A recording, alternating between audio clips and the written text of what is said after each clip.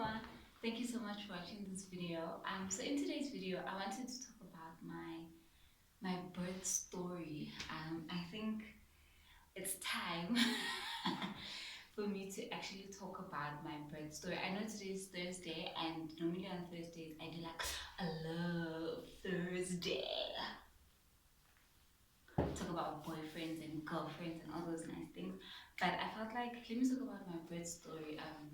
What actually happened. I'm sure a lot of people are wondering what happened, you know. So I felt pregnant during the lockdown, but we had already planned in. We've been planning to have a child for some time, but in 2019 we were like on a mission. Like I was busy there. We were on a mission to actually fall pregnant. So then it happened that in February 2020 we found out that we were pregnant. Yay! We found out that we were pregnant. We found out that Mary Cross, I was suspecting. I remember telling Kevin, I was like, no, something fishy here. No ways. I'm pregnant. I know it, I know it, I know it. So he was like, there's no such thing. And I was like, I'm telling you now. So what had happened was I went to Clicks, and after going to Clicks, I took a pregnancy test, and to lie, I was so happy. And I remember I announced it to Kevin, and then after that, we went to the doctor, to the GP. It was at Mediclinic, and we told the doctor. We took a pregnancy test with the doctor, and he confirmed that yes, I am pregnant from now on. I must start seeing a gynecologist. So then in March, he even said I must wait like 6 weeks or something like that, so that like they can see the fetus properly. So then I waited. Then March, just before the lockdown, was it early March? Yes, somewhere there. Was it Feb? March? Yeah. We went to the first gynae, and it was he did his things, and there was a heartbeat. Yay! So we thank God for the heartbeat. And then it was March, and then it was April, and yeah, and then when I was 5 months pregnant, that's when we decided to announce to the world. Because I can't actually hide it forever. I could have, because we were in the middle of the lockdown, you know. Because my plan, my plan initially was to like don't say anything because we're in the lockdown, and then come back next day and it's like boom, we have a child. It's like, when did you have a child? But I was too late to announce. So we announced to our family, friends, our pastors, and everybody was happy. And that was in, was it April, May? And then in, fast forward to August, okay? September, I went on maternity leave. Then September, just to fast forward the, you know, the delivery, the date that I was born. So what had happened was, on that day I went to my mother's house to check on my little sister, because she had just had a child, and her child was 3 months. So I went there, and the weekend before that, so it came on a Tuesday, eh? On the 8th of September. So the weekend before that, my panty was wet, you know. It was wet, but not like damp wet, you know. And I was feeling a little bit of pain, but it wasn't like pain. It was just like small little period pains, you know. I was expecting a whoosh, you know, the way that people talk about it, that no, you won't be able to walk, you won't be. So I was expecting that, and I was expecting like a floodgate where my pants is gonna be wet and I'll be dripping, and it wasn't that. It was just a little bit of pain, a little bit of pain. So I wore a pad, and I was like, let me wear a pad and see. I wore a pad, and then Monday comes. I tell Kevin that, you know, there's something fishy here. There's something that I don't like, and then he's like, there's nothing. And then we go, and I go to my mom's house on Tuesday. So then I'm so uncomfortable, and I'm grumpy even. So then I tell my sister that I'm feeling pain here, and I don't know what this pain is. I was 37 weeks at that time, you know. So I tell my sister that, so And she was just like, really? And I'm like, yeah. Then what about we focused on the baby, the newborn baby that had come in the family. We were so excited. So then Kevin and I, he comes back from work, he picks me up from my mom's house and we go home. So then I'm at home, I start getting worried about, my wetness and how my panty was wet and what if I have an infection or something. Let me go to the hospital. So it was at 6 o'clock. We drive. Everyone, I'm like, should I take my pregnancy bag? And Kevin is like, no, no, there's no baby, there's nothing. Like, we're going to come back home. And I'm just like, okay, so we left the pregnancy bag, we got into the car and we drove to Femina. And when I got there, I explained to the nurses, because it was COVID and stuff like that, I had to be the only one that could get in. So I went to the nurses and I told them that, this again, my panties wet and I'm feeling funny. Can the nurses check me? And they're like, okay. Then they took me and they checked me and then they told me to undress. And I'm like, oh, I thought you were just gonna do like a swab thing where they put their finger. It was the worst. Anyway, so then I get into the available room and they call in a nurse to come and check me. So then the nurse is like to me, are you feeling contractions? And I'm like, I'm not actually sure. I'm feeling some things, but I don't know what it is. And then she asked me, how far are you? And I'm like, I'm 37 weeks. When are you due? I'm due in 2 weeks. Is it 2 weeks? Yeah, 2 weeks time, something like that. Because I was having an elective C-section, so I wasn't having like a labor thing because it's painful. So then the nurse is like, okay, let me check. So she did like a swab, guys. It was the worst thing in the world. I was screaming and it was uncomfortable and it was painful. And then after that, she's like, you should have a C-section. And I was like, yes, I am having a C-section. And she's like, okay.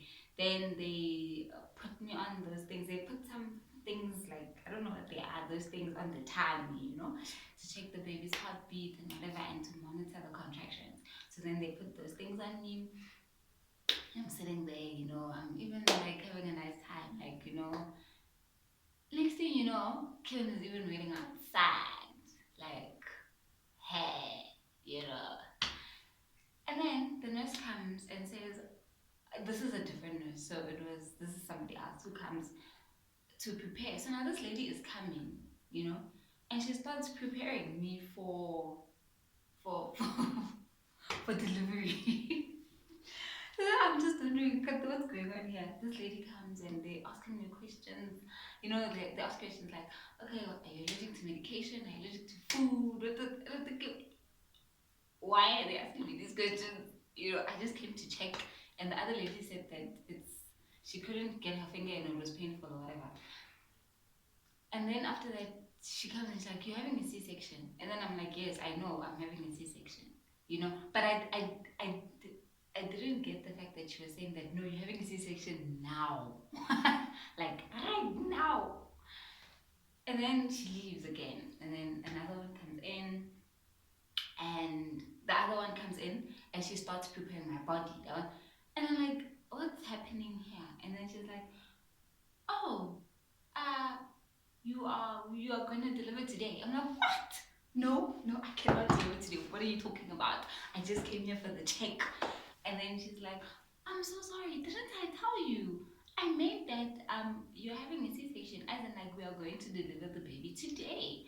We called your doctor and your doctor said that your contractions are close up and it's time to take out the baby.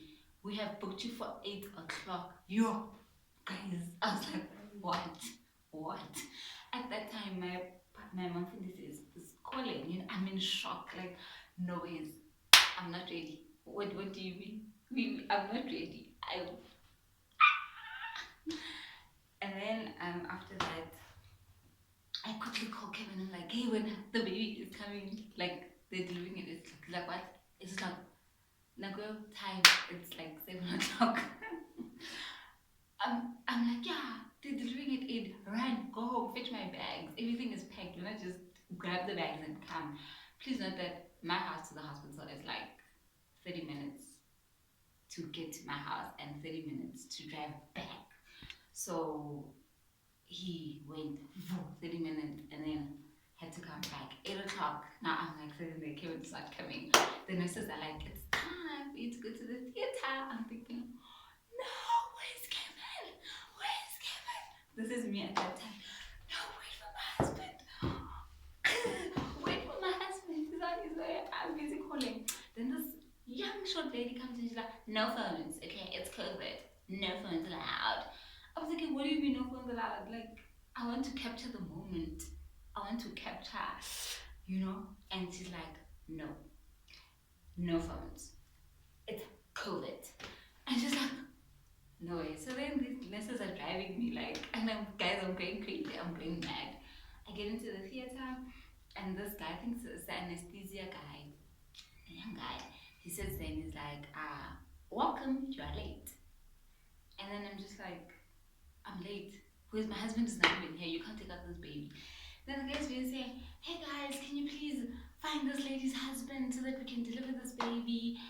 And then he's like, sit still. I'm about to put in the injection to paralyze you. And I was like, no, you can't do that. You can't do that. You can't do that. And then my doctor comes and I'm thinking, you're going to deliver now? And she's like, yes, it's okay. It is okay. Don't worry about it. And I'm like, you can't deliver. You can't take out the baby now. My husband's not here.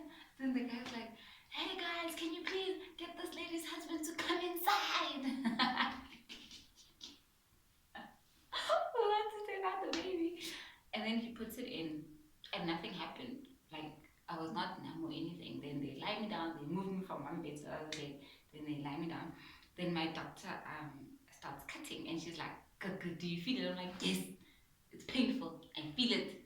And then she's like, okay, let's wait a bit. And then she's like, cut, do you feel it? And I'm like, yes, ouch, I feel it.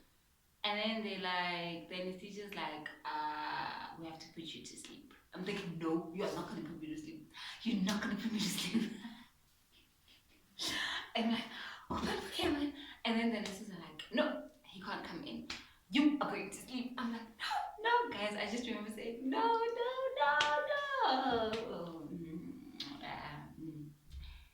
And I slept. And then I woke up at 8:30. And there was a nurse leaning on she's like leaning on the bed that they used. She's leaning there and I open my eyes and she's like she said the weight of the baby and she said the weight and she's like, it's a girl. And then they drove me out and the baby she was waiting at the passage with Kevin. So as soon as they took the baby out, they took her out of the room and they were standing there with Kevin. The baby was in the incubator and Kevin was just standing there with my bags. Because of COVID, my bags were covered in plastic. And then they were waiting for me to wake up. And there they were. Guys, this is so sweet.